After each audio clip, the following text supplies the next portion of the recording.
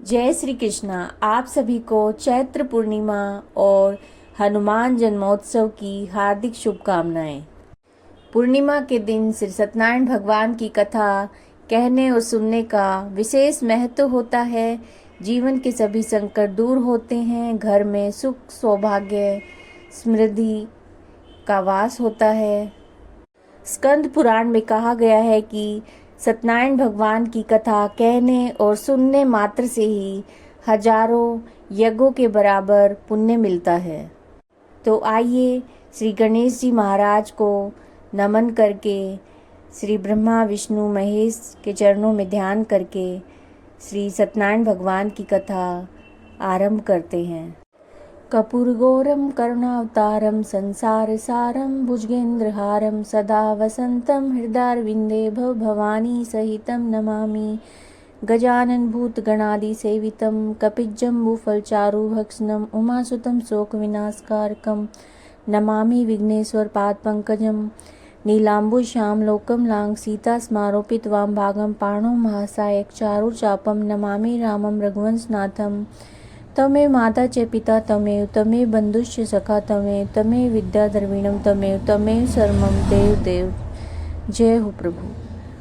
श्री सत्यनारायण भगवान के व्रत की कथा, पहला अध्याय। एक समय नैमिषारण्य तीर्थ में शौनकादिक 88,000 ऋषियों ने श्री सूत जी से पूछा कि हे प्रभु, इस कलयुग में वेद विद्या रहित मनुष्यों को प्रभु भक्ति किस प्रकार से मिलेगी और उनका उद्धार किस प्रकार से होगा। हे मुनि श्रेष्ठ, कोई ऐसा तप कहिए जिससे थोड़े समय में ही पुण्य प्राप्त हो और मनोवांछित फल मिले। ऐसी कथा सुनने की हमारी इच्छा है। सर्व शास्त्र ज्ञाता श्री सूत जी बोले, हे वैष्णवों में पूज्य, आप सबने प्राणियों के हित की बात पूछी है। अब मैं उस श्रेष्ठ व्रत को आप लोगों से कहूँगा जिसको करने से, जिस व्रत को नारद जी ने लक्ष्मी नारायण से पूछा था और लक्ष्मीपति ने मुनि श्रेष्ठ नारद जी से कहा था, सो ध्यान से इसे सुनिए।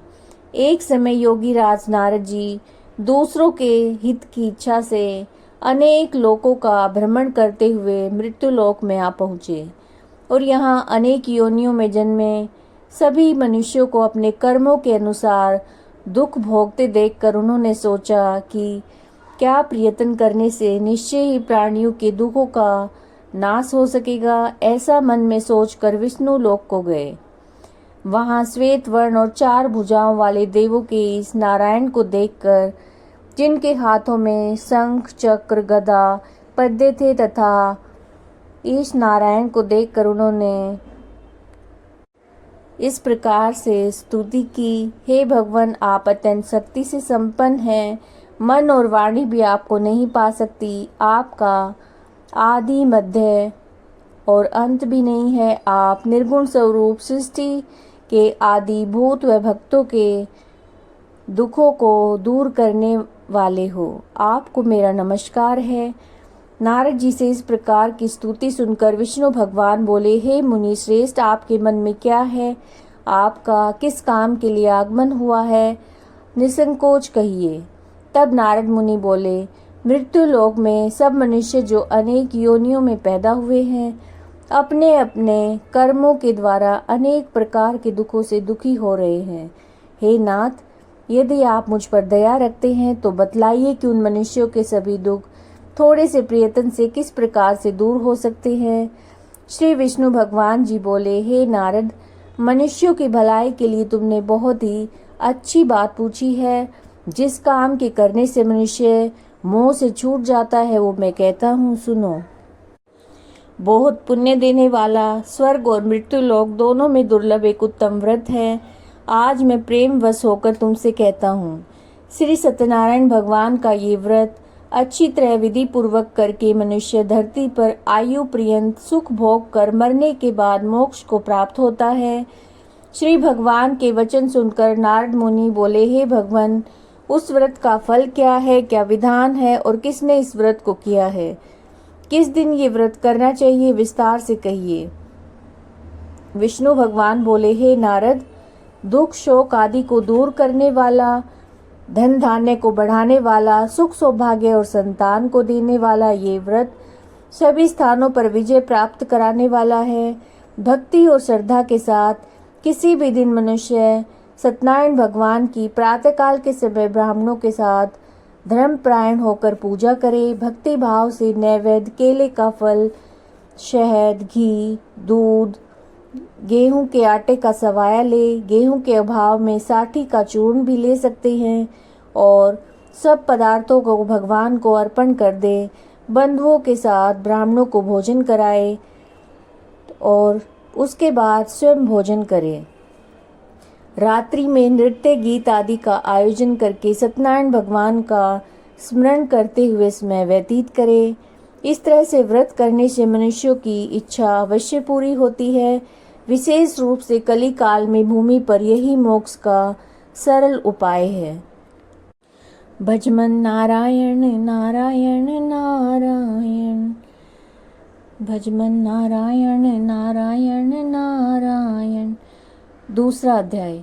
सूत जी बोले, हे ऋषियों, जिसने पहले समय में इस व्रत को किया है उसका इतिहास कहता हूँ, ध्यान से सुनो। सुंदर काशीपुरी नगरी में एक अत्यंत निर्धन ब्राह्मण रहता था। भूख प्यास से बेचैन हुआ नित्य पृथ्वी पर घूमता था और ब्राह्मणों से प्रेम करने वाले भगवान ने ब्राह्मण को दुखी देखकर बूढ़े ब्राह्मण का रूप धारण करके उसके पास जाकर आदर से पूछा कि हे विप्र, तुम नित्य इस पृथ्वी पर दुखी हुए घूमते हो। हे ब्राह्मण, ये सब मुझसे कहो, मैं सुनना चाहता हूँ। ब्राह्मण बोला, मैं निर्धन ब्राह्मण हूँ, भिक्षा के लिए पृथ्वी पर फिरता हूँ। हे भगवान, यदि आप इससे छुटकारा पाने का कोई उपाय जानते हो तो कृपया मुझे बताएं।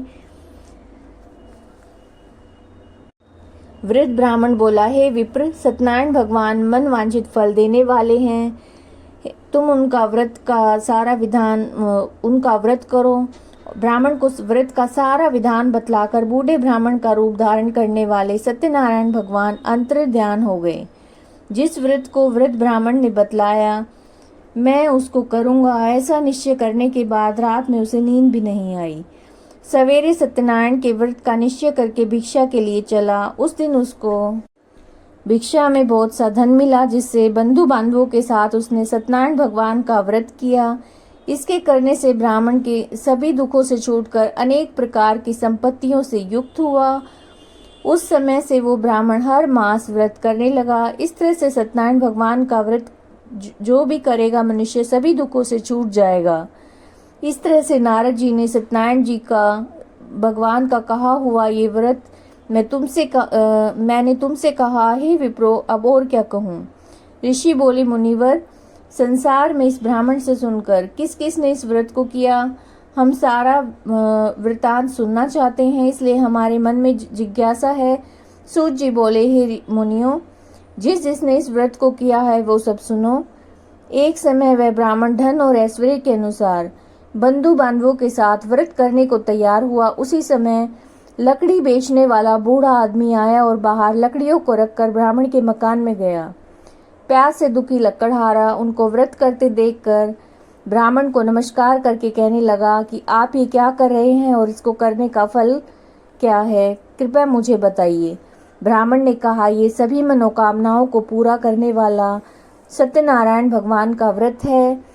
इसकी कृपा से मेरे यहाँ धन धान्य आदि की वृद्धि हुई है। ब्राह्मण से इस व्रत के बारे में जानकर लकड़हारा बहुत प्रसन्न हुआ। चरणामृत लेकर प्रसाद खाने के बाद अपने घर को गया। अगले दिन लकड़हारे ने मन में इस प्रकार से संकल्प किया कि आज गांव में लकड़ी बेचने से जो भी धन मिलेगा उससे सत्यनारायण देव का उत्तम व्रत करूंगा। मन में ऐसा विचार करके बूढ़ा आदमी लकड़ियां अपने सर पर रखकर जिस नगर में धनवान लोग रहते थे ऐसे सुंदर नगर को गया। उस दिन वहां उसे उन लकड़ियों के दाम पहले दिनों से चौगुना मिले। तब वह बूढ़ा लकड़हारा दाम लेकर अति प्रसन्न होकर पके हुए केले, शक्कर, घी, दूध, दही, गेहूं का चूर्ण आदि लेकर सत्यनारायण भगवान के व्रत की जो सारी सामग्री है उसको लेकर अपने घर को गया। फिर उसने अपने भाइयों को बुलाकर विधि विधान के साथ भगवान का पूजन और व्रत किया। उस व्रत के प्रभाव से बूढ़ा लकड़हारा धन पुत्र आदि से युक्त हुआ और संसार के सभी सुखों को भोग कर बैकुंठ को चला गया। ये सत्यनारायण भगवान की कथा का दूसरा अध्याय संपूर्ण हुआ। भजमन नारायण नारायण नारायण, भजमन नारायण नारायण नारायण। तीसरा अध्याय। सूत जी बोले, हे श्रेष्ठ मुनियों, अब आगे की कथा कहता हूँ, सुनो। पहले समय में उल्कामुख नाम का एक बुद्धिमान राजा रहता था। वह सत्यवक्ता और जितेंद्रिय था। प्रतिदिन देवस्थानों को जाता, गरीबों को धन देकर उनके कष्ट दूर करता। उनकी पत्नी कमल के समान मुख वाली और सती साध्वी थी। पुत्र प्राप्ति के लिए भद्रशिला नदी के तट पर उन दोनों ने श्री सत्यनारायण भगवान का व्रत किया। उस समय वहां एक साधु नामक वैश्य आया। उसके पास व्यापार के लिए बहुत सा धन था। वह नाव को किनारे पर ठहरा कर राजा के पास गया। राजा को व्रत करते देखकर विनय के साथ पूछने लगा कि हे राजन, भक्ति युक्त चित्त से ये आप क्या कर रहे हैं? मेरी सुनने की इच्छा है, सो आप मुझे बताइए।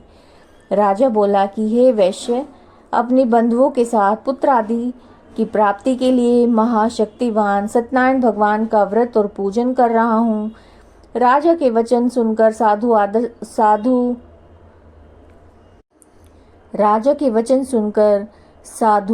आदर से बोला कि राजन, मुझसे इसका सारा विधान कहिए।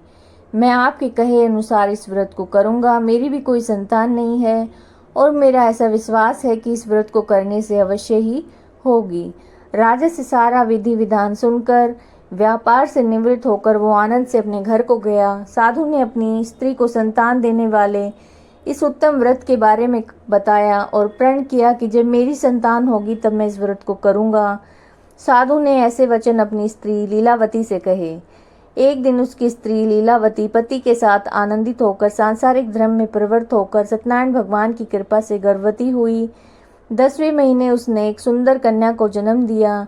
दिनों दिन वो इस तरह से बढ़ने लगी जैसे शुक्ल पक्ष का चंद्रमा बढ़ता है। कन्या का नाम कलावती रखा गया। तब लीलावती ने मीठे शब्दों में पति से कहा कि जो आपने संकल्प किया था भगवान का व्रत करूंगा, अब आप उसे करिए। साधु बोला, हे प्रिय, इसके विवाह पर करूंगा। इस प्रकार अपनी पत्नी को आश्वासन देकर वो नगर को गया।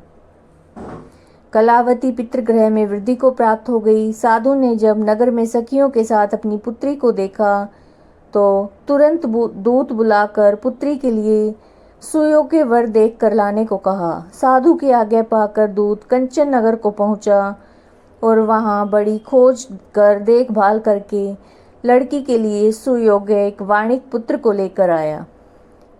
उस सुयोग्य लड़के को देखकर साधु ने अपने बंधु बांधवों के साथ प्रसन्नचित होकर पुत्री का विवाह उसके साथ कर दिया।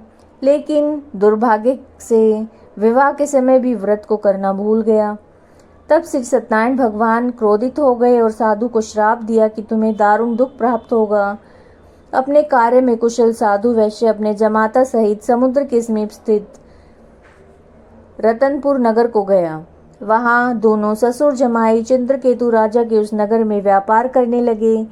एक दिन भगवान सत्यनारायण की माया से प्रेरित कोई चोर राजा का धन चुराकर भागा जा रहा था, लेकिन राजा के दूतों को आता देखकर चोर ने घबराकर भागते हुए राजा के धन को वहीं पर चुपचाप रख दिया जहां वो ससुर जमाई ठहरे हुए थे।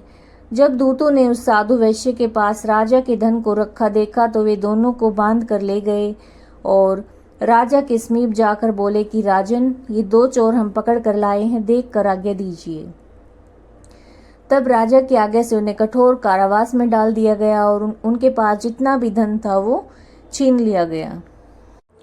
सत्यनारायण भगवान के श्राप के कारण साधु वैश्य की पत्नी और पुत्री भी घर पर बहुत दुखी हुई। घर पर जो भी धन रखा था उसे चोर चुरा कर ले गए। शारीरिक और मानसिक पीड़ा, भूख प्यास से दुखी होकर अन्न की चिंता में कलावती एक ब्राह्मण के घर गई। वहां उसने सत्यनारायण भगवान की पूजा होते देखी और कथा सुनी, प्रसाद ग्रहण किया। रात को घर आई। माँ ने कलावती से कहा कि पुत्री, अब तक कहाँ थी? तेरे मन में क्या है? कलावती ने कहा, माता, मैंने एक ब्राह्मण के घर में सत्यनारायण भगवान का व्रत होते देखा। कन्या के वचन सुनकर लीलावती भगवान के पूजन की तैयारी करने लगी। लीलावती ने परिवार और बंधुओं के साथ श्री सत्यनारायण भगवान का पूजन किया और वर मांगा कि मेरे पति और दामाद शीघ्र ही घर आ जाएं, और प्रार्थना की कि हम सब के अपराध को आप क्षमा कीजिए। सत्यनारायण भगवान इस व्रत से संतुष्ट हुए और राजा चंद्रकेतु को स्वप्न में दर्शन देकर कहा कि हे राजन, जिन दोनों वैश्यों को तुमने बंदी बनाकर रखा है वे निर्दोष हैं। उन्हें प्रातः ही छोड़ दो और सारा धन जो तुमने ग्रहण किया है वो लौटा दो, नहीं तो मैं तेरा धन, राज्य, पुत्र आदि सब नष्ट कर दूंगा। राजा से ऐसे वचन सुनकर भगवान अंतर्ध्यान हो गए। प्रातः काल राजा चंद्रकेतु ने सभा में अपना स्वप्न सुनाया और दोनों वणिक पुत्रों को कैद से मुक्त कर दिया। उन्हें सभा में बुलाया। दोनों ने आते ही राजा को नमस्कार किया। राजा मीठे वचनों में उनसे बोले कि हे महानुभाव, तुम्हें जो भाग्य वैसा ऐसा कठिन दुख प्राप्त हुआ है, अब तुम्हें कोई भय नहीं है। ऐसा कहकर राजा ने उन्हें नए नए वस्त्र और आभूषण पहनाए। जितना धन लिया था उससे दुगना धन देकर आदर के साथ उन्हें विदा किया। दोनों वैश्य अपने घर को चल दिए। श्री सत्यनारायण भगवान की कथा का 3रा अध्याय संपूर्ण।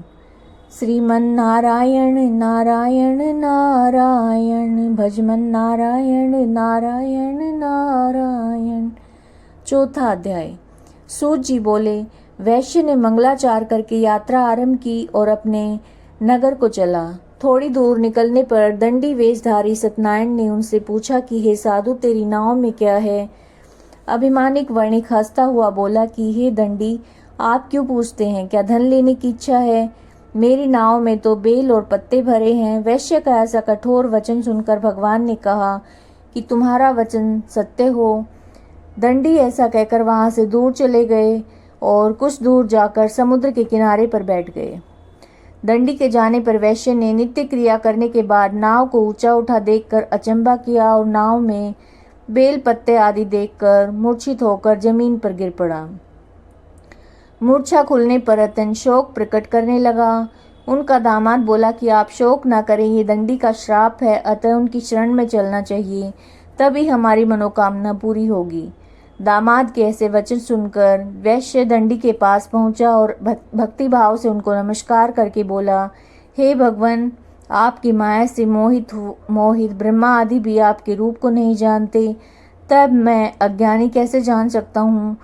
आप प्रसन्न हुइए, मैं सामर्थ्य के अनुसार आपकी पूजा करूँगा। मेरी रक्षा कीजिए और पहले के समान नौका में धन भर दो। उसके भक्ति युक्त वचन सुनकर भगवान प्रसन्न हो गए और इच्छा अनुसार वर देकर अंतर्ध्यान हो गए। तब उन्होंने नाव को आकर देखा, नाव धन से परिपूर्ण थी।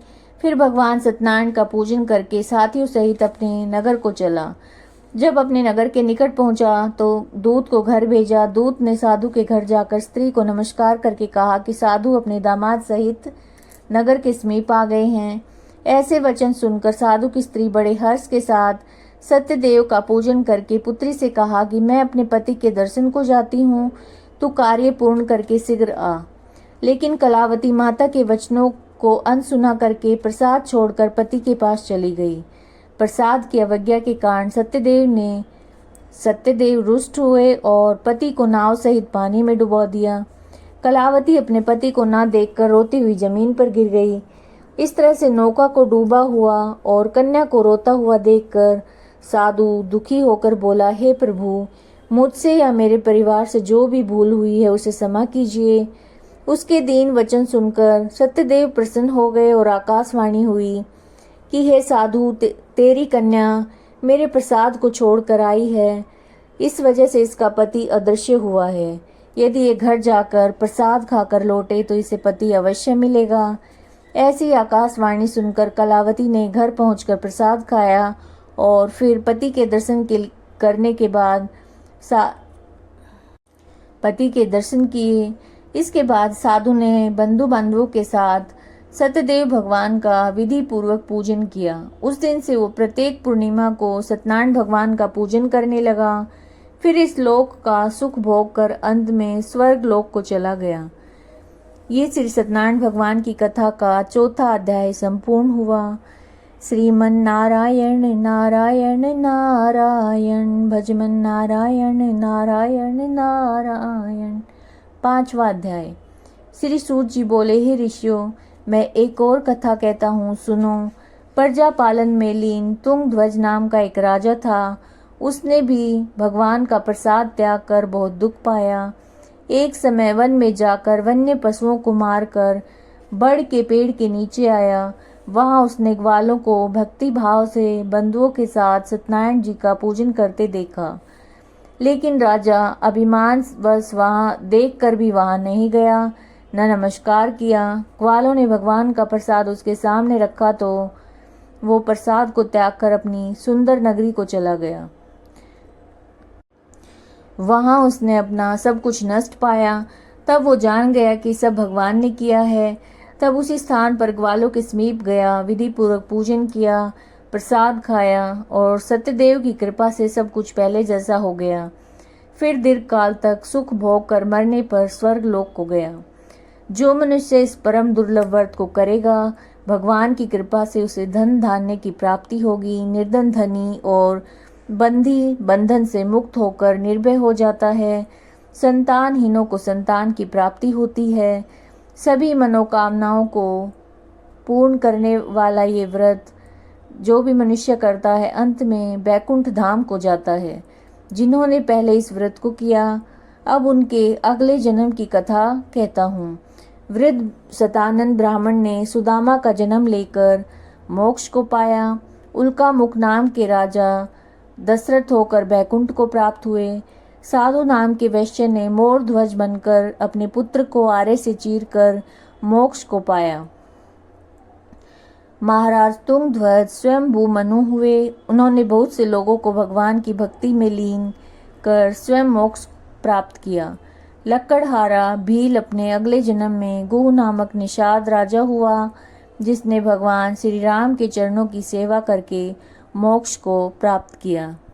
ये श्री सत्यनारायण भगवान की कथा का पांचवा अध्याय संपूर्ण हुआ। भजमन नारायण नारायण नारायण श्रीमन नारायण नारायण नारायण। अगर आपको ये वीडियो उपयोगी लगी है, अच्छी लगी है तो लाइक कीजिएगा, चैनल को सब्सक्राइब कीजिएगा, वीडियो को शेयर कीजिएगा। जय श्री कृष्ण।